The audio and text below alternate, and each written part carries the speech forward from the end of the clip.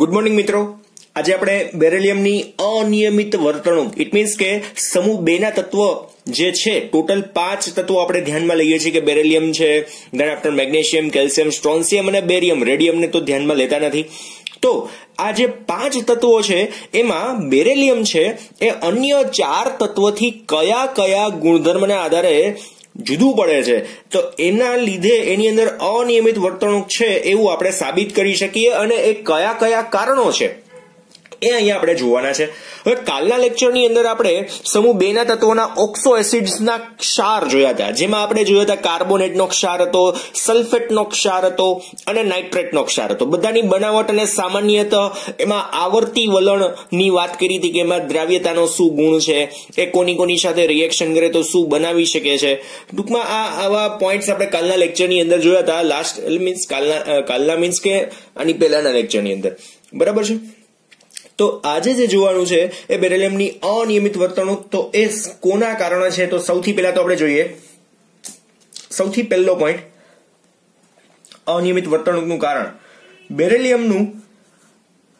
બેરિલિયમનું નાનું કદ, નાનું પરમાણ્વીય કદ અને આયનીય કદ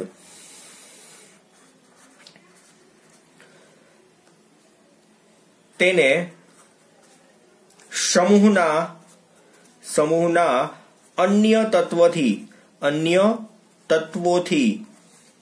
શું કરે છે, અલગ સાબિત કરે છે. સૌથી પહેલો પોઈન્ટ.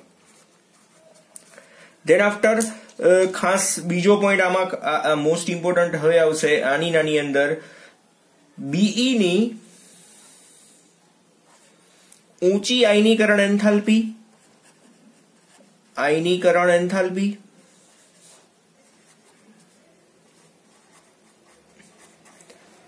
અને નાના કદ ના કારણે તેમાં સહસંયોજક પ્રકૃતિ જોવા મળે છે. તેમાં મીન્સ આપણે અહીંયા કહી શકીએ તેમાંનો મિનિંગ શું, તેના સંયોજનોમાં. બરાબર છે. વળી પાછું એમ થાય કે વળી તેમાં એટલે ક્યાં, સહસંયોજક પ્રકૃતિનો મિનિંગ. બરાબર છે. ચલો ધેન આફ્ટર નેક્સ્ટ પોઈન્ટ. તે સહેલાઈથી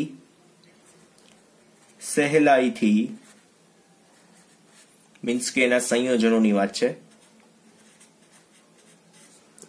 પાણીમાં જળ વિભાજન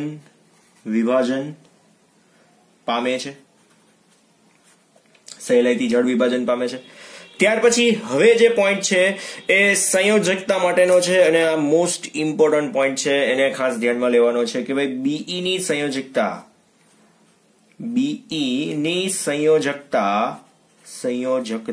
કેટલી છે, માત્ર ને માત્ર 4 છે.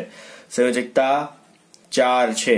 કારણ એની અંદર કક્ષકો કઈ ખાલી પડેલી હોય છે, કારણ તેમાં 2s 2px 2py અને છેલ્લી આવશે 2pz કક્ષકો હાજર છે. તમને લોકોને ઇલેક્ટ્રોન રચના તો આવડે છે ને, 1s 2s 2p. એમાં 2p ની અંદર 2px 2py 2pz. તો 1s છે એ તો હિલિયમ માટે સિક્યોર થયેલી છે. તો 2s અને ધેન આફ્ટર 2p છે, તો 2p ની અંદર પણ એ લોકો શું આમાં ભરી શકે, હું તમને કહી જ દઉં આમ તો કે ભાઈ બેરિલિયમની ઇલેક્ટ્રોન રચના શું બનશે, તો આપણે શું લખીએ છીએ 1s2 પછી 2s2 આવું લખીએ છીએ. તો હવે 2 નંબરની કક્ષામાં તમે પહોંચી જાવ તો 2p આખી ખાલી પડેલી ત્યાં હાજર હોય. 2 નંબરની કક્ષામાં પહોંચીએ તો 2p ખાલી પડેલી હોય. દાખલા તરીકે આ ન્યુક્લિયસ છે, કેન્દ્ર છે, આ n બરાબર 1 છે, એમાં 1s કક્ષક માત્ર હાજર છે. અને અહીંયા બીજું છે n બરાબર 2 છે, તો એમાં 2s કક્ષકમાં ઇલેક્ટ્રોન ભરાઈ ગયા છે, 2p કક્ષક ખાલી છે. તો અહીંયા 1s2 છે, 2s2 છે, 2p 0 છે, પણ 2p ખાલી પડેલી તો હાજર છે ને. ઇટ મીન્સ એમાં બહારથી ઇલેક્ટ્રોન આવી શકવાની શક્યતા છે, પણ કેટલા તો આપણે સિંગલ ઇલેક્ટ્રોનની ભાગીદારી કરીએ તો માત્ર એક ઇલેક્ટ્રોન જ ગણવાના. અત્યારે 6 ઇલેક્ટ્રોન નો ગણતા, વળી પાછા તો લોચો થઈ જશે. કેમ કે એક ઇલેક્ટ્રોન શું હોય કે એક શું થાય, બેરિલિયમને આપે ને એક બહારથી પોતાની પાસે રાખે. જે પણ તત્વ બહારથી જોડાવાનું છે એ એક ઇલેક્ટ્રોન પોતાની પાસે આમ ભરાઈ જાય 6 પણ એક ઇલેક્ટ્રોન બેરિલિયમનો એટલે એને આપે, અનુદાન કરે, અને એક પોતે જે તે તત્વ જોડાય છે એ બહારથી રાખી મૂકે. ઇટ મીન્સ અહીંયા આપણે એવું કહી શકીએ કે બેરિલિયમ છે ને એ મેક્સિમમ 4 સંયોજકતા દર્શાવી શકે. મેક્સિમમની વાત છે. બાકી સામાન્ય તો 2 જ સંયોજકતા છે, તમને લોકોને ખ્યાલ છે BE ની. પણ મેક્સિમમ 4 સંયોજકતા છે, એટલે કે એનો સવર્ગાંક 4 સંયોજકતા છે. તેથી આપણે એમ કહી શકીએ સવર્ગાંક બરાબર કેટલો થશે? 4 છે. એની સાપેક્ષમાં અન્ય તત્વો છે, એટલે આપણે આમાં જ કન્ટિન્યુ લખીએ તો અન્ય તત્વો, સમૂહના અન્ય તત્વોમાં ડી કક્ષક હાજર હોય તેમાં સવર્ગાંક કેટલો છે? 6 છે. તો હવે એક ખાસ જે ક્રોસ જે આપણે લખીએ અહીંયા, જે ક્રોસ જે આપણે કેમેસ્ટ્રીમાં કોઈ પણ સંયોજનો લખશું ને મિત્રો, એની અંદર સવર્ગાંકની વાત આવશે ને, સવર્ગાંક એવરી ટાઈમ કાં તો 4 હશે કાં તો 6 હશે. ઇટ મીન્સ કે સવર્ગાંક 4 અથવા તો 6 એટલે શું કે સવર્ગ સહસંયોજક બંધની જે સંખ્યા છે એ કાં તો 4 હોય કાં તો 6 હોય. આ ખાસ યાદ રાખવાનું છે. ખાસમાં ખાસ કોઈ એક તત્વ છે એની સંયોજકતા કરતા બમણા બંધથી જોડાઈ શકે મેક્સિમમ. એલ્યુમિનિયમ છે તો એ ભાઈ 3 બંધથી જોડાય છે, એ ભાગીદારીના 3 છે, પણ વધારાના એ સવર્ગ સહસંયોજક બંધ કેટલા બનાવી શકે? તો વધારાના હજુ 3 બંધ બનાવી શકે. ઇટ મીન્સ ટોટલ 6 બંધથી જોડાઈ શકે. એનું કારણ શું છે? તો આની ઇલેક્ટ્રોન રચના તમે જુઓ ને તો આમાં મેગ્નેશિયમ, દાખલા તરીકે આપણી પાસે મેગ્નેશિયમ છે. ફોર એક્ઝામ્પલ આપણે જોઈએ છે મેગ્નેશિયમ. આને પણ આપણે જે ક્રોસ જેમાં જ રાખશું, આ કોફી કલરનું બધું જ. મેગ્નેશિયમની ઇલેક્ટ્રોન રચના શું છે તમને લોકોને ખ્યાલ છે? 1s2 2s2, પછી શું આવશે? 2p6. અહીંયા નિયોન સુધીનો આવી ગયો. હવે શું આવશે? 3s2 આવ્યો, 3 નંબર આવ્યો. તો ફરી પાછું હું તમને યાદ કરાવડાવું. હમણાં જ મેં ન્યુક્લિયસ દોર્યું હતું. અહીંયા કોણ આવે? 1s આવે. એના પછીનામાં કોણ આવે? 2s અને 2p આવે. એના પછીનામાં કોણ આવે? 3s 3p 3d આવે ને. જો અહીંયા 1s આવ્યું, પછી અહીંયા 2s અને 2p આવ્યું, પછી અહીંયા આપણે 3s 3p અને 3d. તો હવે તો ઇલેક્ટ્રોન કેટલા સમાઈ શકે? તો જો આની અંદર ખાલી પડેલી કેટલી કક્ષકો? તો 3p એ 0 છે અને 3d એ 0 છે. તમારે 6 ઇલેક્ટ્રોનને ગોઠવવાના છે તો આરામથી ગોઠવી શકાય. એટલે એક ખાસ કે ભાઈ 4 અથવા 6 જ સવર્ગાંક આપણે આવે છે જ્યારે સંયોજનોની વાત કરીએ ત્યારે. હા, એ એક અલગ વસ્તુ છે કે તમે લોકો 12મા ધોરણની અંદર જયારે ઘન અવસ્થા ભણશો ને તો એની અંદર સવર્ગાંક 12 આવશે, પણ એ 12 કણોની ગોઠવણી માટેના આવશે, જે આનાથી આખો અલગ કોન્સેપ્ટ છે. કોઈ પણ સંયોજનોની વાત કરતા હોય ત્યારે આપણે એમ કહી શકીએ કે સંયોજનો જે છે એમાં ધાતુ તત્વો જે વચ્ચે ગોઠવાયેલું છે, દાખલા તરીકે બેરિલિયમ છે તો મેક્સિમમ 4 બંધથી જોડાઈ શકે. ઇટ મીન્સ એનો સવર્ગાંક 4 છે. એની સાપેક્ષમાં મેગ્નેશિયમ, કેલ્શિયમ, સ્ટ્રોન્શિયમ અને બેરિયમ જે છે એ મેક્સિમમ 6 બંધથી જોડાઈ શકે છે. કેમ કે એની અંદર ખાલી પડેલી આવી ડી કક્ષકો છે. ખાલી પડેલી કોણ છે? ડી કક્ષકો છે, જેના લીધે આપણે એમ કહી શકીએ એનો સવર્ગાંક કેવો થશે? 6 થશે. એટલે આ ખાસ અત્યારે ધ્યાન રાખજો. બાકી આપણે ધોરણ 12 ની અંદર ચેપ્ટર નંબર 6 ની અંદર ચેપ્ટર નંબર 9 ની અંદર, ધોરણ 12 ચેપ્ટર 9 સવર્ગ સંયોજનોની અંદર તમે એક્ઝેક્ટલી સમજશો કે સવર્ગાંક શું છે, કઈ રીતના એની ગણતરી થાય છે. બરાબર છે? સવર્ગાંક, ઓક્સિડેશન આંક વચ્ચે શું ફેર, આ બધી જ વસ્તુની વાત આપણે ત્યારે કરવાની થશે. પણ અત્યારે આને જે ક્રોસ જેમાં આટલું યાદ રાખી લો કે આમાં ડી ખાલી પડેલી કક્ષક છે, એટલે વધારાના 12 થી કોઈ એક બંધ. એટલે આ સવર્ગ સહસંયોજક બંધની વાત કેવી થઈ કે તમે ઘરમાં, તમારા ઘરે 2 રૂમ છે, બરાબર છે, અને તમે 2 લોકો એમાં રહ્યો છો, તો એક રૂમની અંદર તમે 2 જણા સમાઈ જાવ છો, તો બાકીનો એક રૂમ તમારે ખાલી રહે છે, સમજી લો દાખલા તરીકે. હવે એમાં બહારથી કોઈ ગેસ્ટ આવે છે, તમારે આવવા નથી દેવો, પણ ગેસ્ટ એમ કે છે કે ભાઈ અમે અમારો ખર્ચો એમ આપી દેશું અને બંને સમાઈ જશું. એટલે આપણા ઘરની અંદર 2 જણા બીજા રૂમની અંદર આવ્યા. ઇટ મીન્સ એક ઇલેક્ટ્રોન કોનો કહેવાશે? એક આપણો, અને એક બહારથી એ લોકોએ બનાવ્યો બંધ. હવે તમે એક્ઝેક્ટલી હજુ આમાં નહીં સમજી શકો. આપણે કેવી રીતના કહી શકશું? દાખલા તરીકે પી કક્ષક જે છે એની અંદર શું થશે?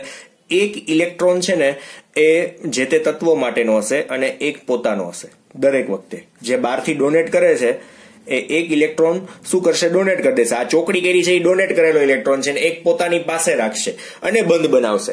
ઇટ મીન્સ બે ઇલેક્ટ્રોન છે એના પોતાના જ, બહારથી જે તત્વ જોડાય છે એના જ, પણ એ એક આને ડોનેટ કરશે. એટલા માટે આપણે એમ કહી શકીએ પેલા બેરેલિયમની અંદર 4 બંધ આ રીતના બને ટોટલ, અને બાકીના જે તત્વો છે એની અંદર આવી રીતના 6 બંધ બને. હજુ આપણે ડિટેલમાં બહુ જતા નથી એટલે તમે લોકો ખોટા કન્ફ્યુઝનમાં ન આવી જાઓ, બરાબર?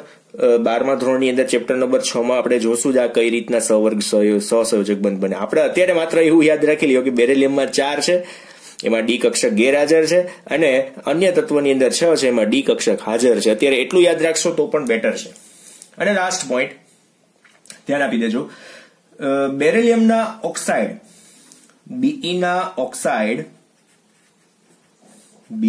ઓક્સાઇડ અને હાઇડ્રોક્સાઇડ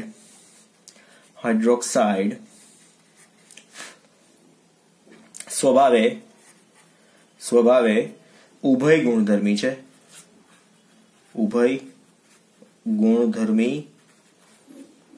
છે. બરાબર? આ એક્ઝેક્ટલી યાદ રહેશે. હવે આ ટોટલ 4-5 મુદ્દાઓ આપણે જોયા છે અહીંયા સુધીમાં.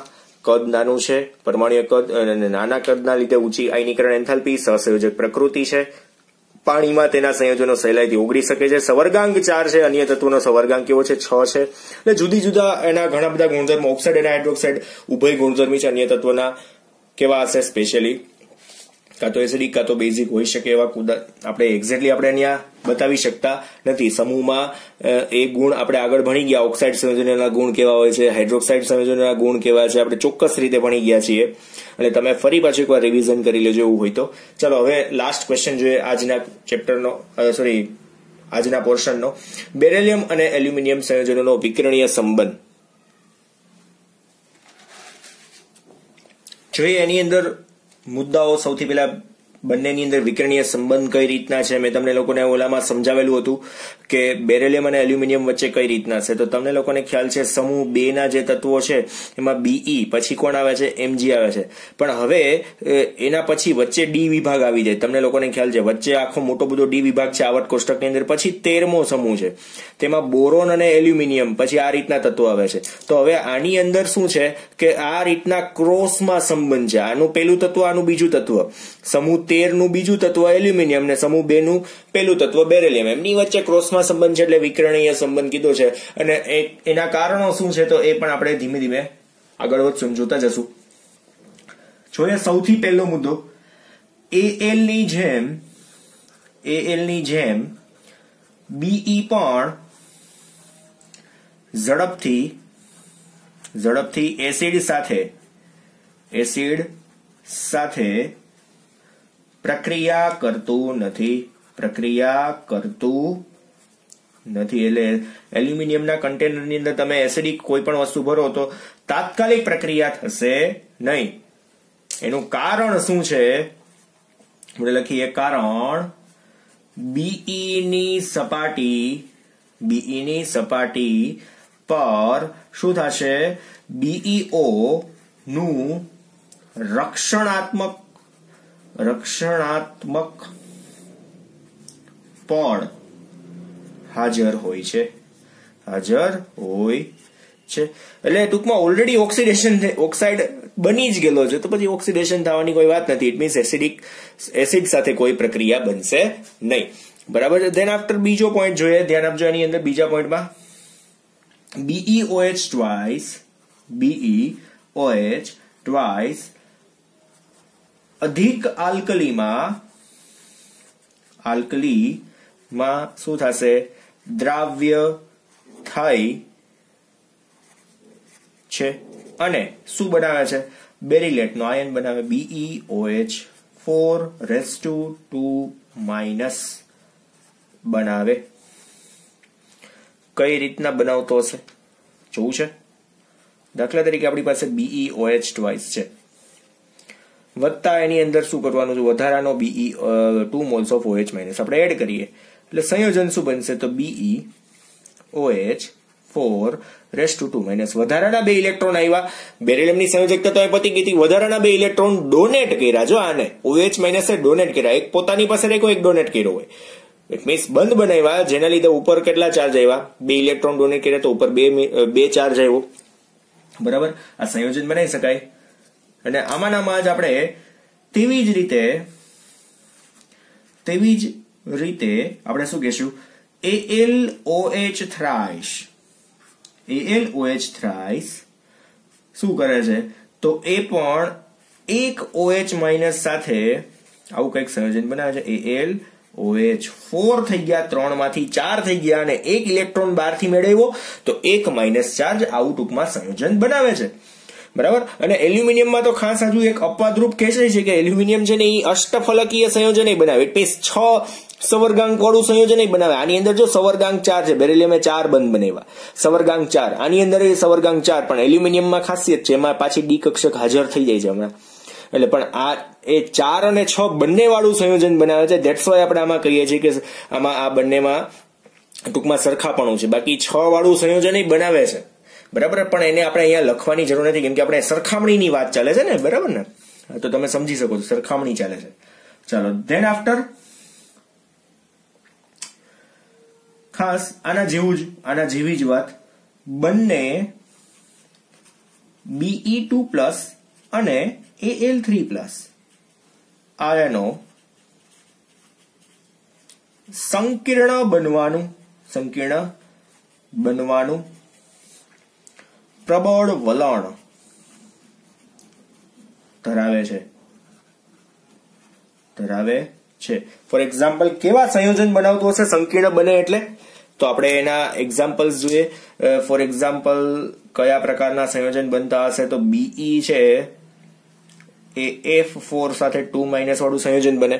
ઇટ મીન્સ આને તમે ઇલેબોરેટ કરો ને તો Be ની સાથે 2 F તો જોડાયેલા જ છે, પણ બાકીના જે F છે ને બીજા, એ છે ને કેવા બંધથી જોડાશે ખબર છે? આ રીતના 12 થી ઇલેક્ટ્રોન મેળવે છે. ધેટ્સ વાય આપણે એમ કહી શકીએ કે આની ઉપર કેટલા માઇનસ ચાર્જ આવશે? 2 માઇનસ ચાર્જ, કેમ કે 2 ઇલેક્ટ્રોન મેળવ્યા ને. બરાબર છે? આ રીતના કંઈક સંયોજન બની શકતું હોય. ત્યાર આફ્ટર આપણે બીજું એક જોઈએ, AlF6 જોઈએ. AlF6^3-.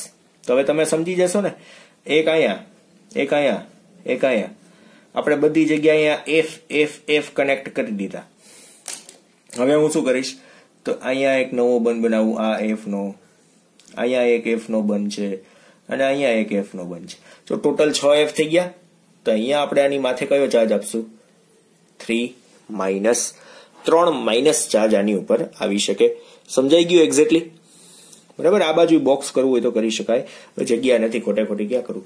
ડન, સમજાણું એક્ઝેક્ટલી. એટલે આ રીતના સંયોજન, સંકીર્ણ સંયોજન આપણે જે ભણવાના છે ને આ ટાઈપના સંયોજનો ભણશું, પણ ચેપ્ટર નંબર 9 ધોરણ 12 ની અંદર. બરાબર. ઉત્સુકતાને જાળવી રાખજો, હું જ તમને ભણાવીશ અને બહુ મજા આવશે એ ચેપ્ટરો.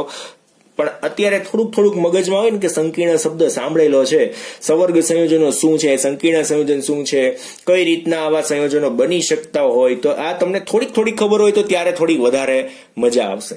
બરાબર છે? અને લાસ્ટ પોઈન્ટ, આજનો સૌથી છેલ્લો પોઈન્ટ, ઓલરેડી ભણી ગયા છીએ. બંને BeCl2 અને AlCl3 બાષ્પ અવસ્થામાં, ખાસ સમજો, બાષ્પ અવસ્થામાં શું બનાવે છે? Cl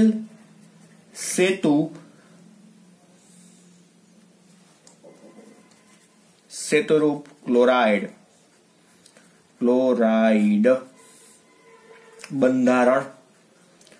બંધારણ ધરાવે છે. બરાબર છે? તો બંને બાષ્પ અવસ્થામાં એવા બંધારણ બનાવે છે, તમને લોકોને ખ્યાલ જ છે, ખબર છે ને? વળી પાછા એવું ન કહેતા નથી ખબર. BeCl અને Cl, પાછું અહીં લખું છું BeCl અને Cl. એ જ રીતના આપણે અહીંયા પણ લખીએ AlCl, પાછું AlCl અને Cl.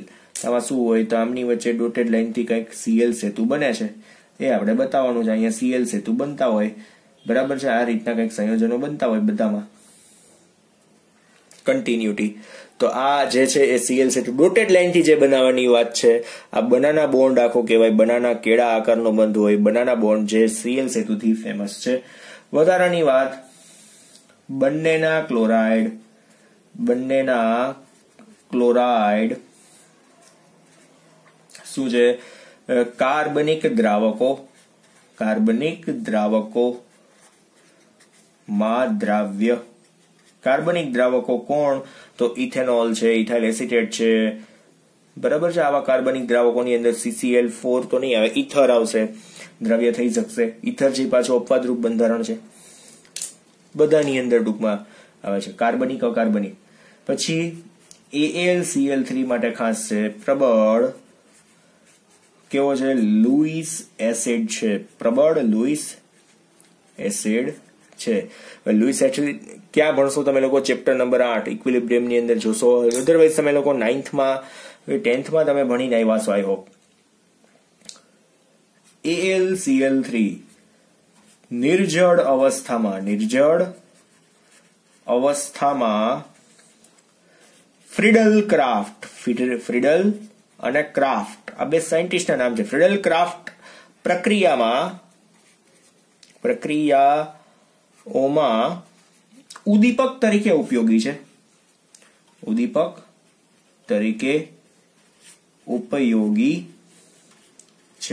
હવે BeCl2 લुईस એસિડ તો કહી શકાશે, પણ એ ફ્રીડલ ક્રાફ્ટમાં આવતો નથી. એટલે આ થોડાક એલ્યુમિનિયમની આપણે વખાણ કરી લીધા ને એવું આપણે કહી શકીએ. એટલે AlCl3 ની અંદર આપણે જો વાત કરીએ તો એમાં આવું પોસિબલ છે, બાકી એમાં નથી. એટલે ઘણા બધા છૂટા પોઈન્ટ્સ તમને આપ્યા છે અને આઈ હોપ તમે લોકો વ્યવસ્થિત પ્રિપેર કરશો, નોટ ડાઉન કરજો. બંને પ્રશ્નો 2-2 માર્કના છે. આ જે ક્રોસ જેમાં છે બંને બંધારણ, એટલે વધારાની જે પણ વાત કરી કદાચ નો સમજાય તો નિગ્લેક્ટ કરીને તમે લોકો માત્ર પોઈન્ટ્સને યાદ રાખી શકશો. અને મેં કયા પોઈન્ટ્સ યાદ રાખવાના છે કીધા છે, બરાબર છે. આ બંને પોઈન્ટ કમ્પ્લીટ 2-2 માર્કના બંને ક્વેશ્ચન્સ છે.